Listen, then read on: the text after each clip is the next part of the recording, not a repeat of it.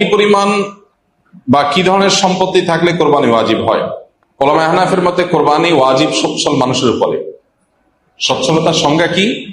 যার কাছে এই পরিমাণ সম্পদ আছে, যে পরিমাণ সম্পদ দিয়ে সে, যে পরিমাণ সম্পদ হলে যাকাত ওয়াজিব হয়। যাকাত ওয়াজিব হয় যে পরিমাণ সম্পদ হলে 52.5 ভরি রূপা বা তার সমমূল্য, এটা যদি মানুষের কাছে ক্যাশ থাকে, ব্যাংকে থাকে, ব্যবসা মাল আকারে থাকে, যাকাত যোগ্য সম্পদের মালিক যদি কেউ হয়, যাকাত তো আবশ্যক হয় 1 বছর থাকলে, এটা 1 বছর থাকা জরুরি না। ঈদের দিনগুলোতে, কোরবানির দিনগুলোতে যদি এই পরিমাণ টাকা কারো কাছে থাকে, সেটা ক্যাশ থাকুক অথবা ব্যবসা মাল আকারে থাকুক বা অন্য কোনো ভাবে যেটা যাকাত যোগ্য হয়, এরকম সম্পদ যদি কারোর কাছে থাকে, তাহলে সেক্ষেত্রে তার উপরে কোরবানি ওয়াজিব।